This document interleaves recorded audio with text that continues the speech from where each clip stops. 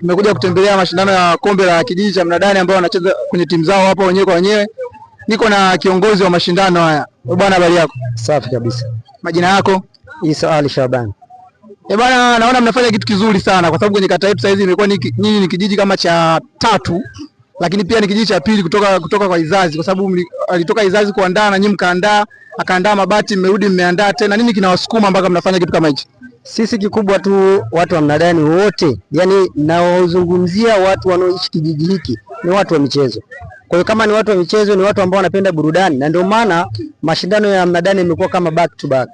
Baada ya mashindano haya usishangae kuona mashindano mengine kwa sababu ya mapenzi ya mpira wa miguu. Yani kila rika, kila jinsia wanapenda burudani, na ndio maana mashindano yanakuwa back to back.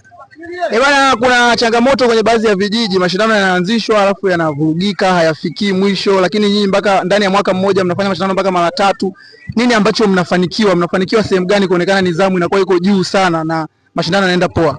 Kikubwa tunajaribu kuzungumza na viongozi wa timu, wajaribu kukubaliana na yale ambayo huwa yanajitokeza ambayo yanapelekea mashindano kutoendelea. Kwa mimi nadhani ushirikiano wa sisi kama wasimamizi pamoja na viongozi wa hizo timu ndio yanapelekea mashindano yetu huwa yanaenda mpaka yanamalizika.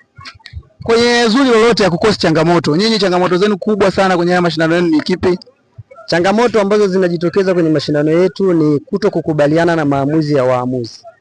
Hiyo ndio huwa inakuwa ni changamoto kubwa mno, na changamoto hii ili kuimaliza inapaswa kwanza viongozi wa timu waende wakazungumze na timu zao, ili yale ambayo huwa yanajitokeza kwenye michezo yetu ama michezo yao, basi wajitahidi kuichukua kama changamoto.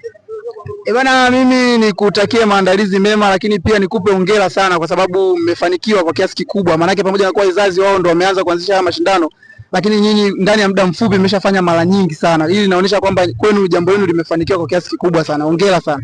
Inshallah, muombe Mwenyezi Mungu mashindano haya yamalizike salama na tutakie kila laheri. Kama yataisha salama, tuanzishe mengine, tushirikishe na timu ambazo zinatoka nje ya maeneo haya. Zile timu ambazo hazijapata nafasi ya kushiriki ya mashindano, basi tupate nafasi ya kuzishirikisha na zenyewe zishiriki mashindano yetu, na mashindano naamini yatamalizika na hayo pia yatamalizika. Inshallah, basi wakati mwingine tutakutana tena. Inshallah.